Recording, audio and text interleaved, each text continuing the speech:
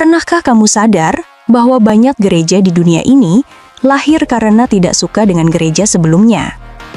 Tapi, hanya ada satu gereja yang berdiri bukan karena protes atau perpecahan, melainkan karena kehendak Yesus sendiri.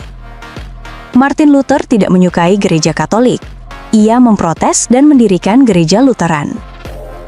Calvin tidak menyukai gereja Lutheran. Ia mendirikan gereja Reformasi atau gereja Calvinis. Raja Henry VIII menolak ajaran Katolik tentang pernikahan, dan akhirnya ia mendirikan gereja Inggris atau gereja Anglikan. John Smith tidak menyukai gereja Anglikan, sehingga ia mendirikan gereja Baptis. William Miller tidak menyukai gereja Baptis, maka ia mendirikan gereja Advent.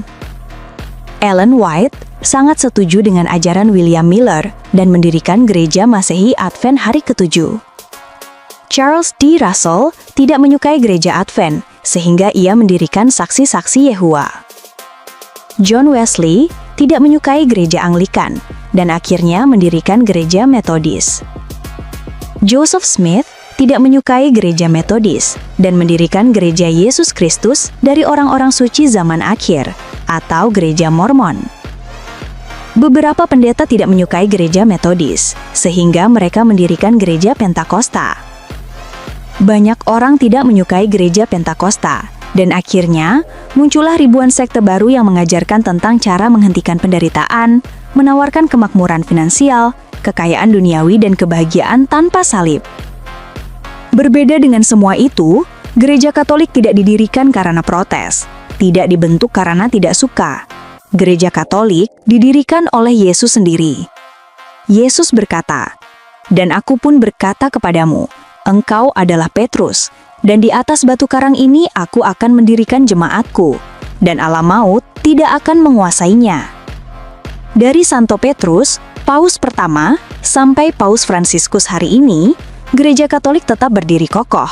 Lewat badai sejarah, perpecahan, perang dan zaman yang berubah, gereja Katolik tetap satu, kudus, Katolik, dan apostolik. Ia adalah gereja yang telah ada, sedang ada, dan akan terus ada. Kemarin, hari ini, besok, dan sampai akhir zaman. Seperti janji Yesus sendiri, dan ketahuilah, aku menyertai kamu senantiasa sampai kepada akhir zaman. Kalau kamu bersyukur menjadi bagian dari gereja yang didirikan oleh Kristus sendiri, jangan lupa bagikan video ini supaya lebih banyak orang tahu kebenaran tentang gereja Katolik. Tulis di kolom komentar. 3. Aku bangga menjadi Katolik. Dan jangan lupa follow halaman Aku Katolik untuk konten rohani Katolik yang menguatkan imanmu setiap hari.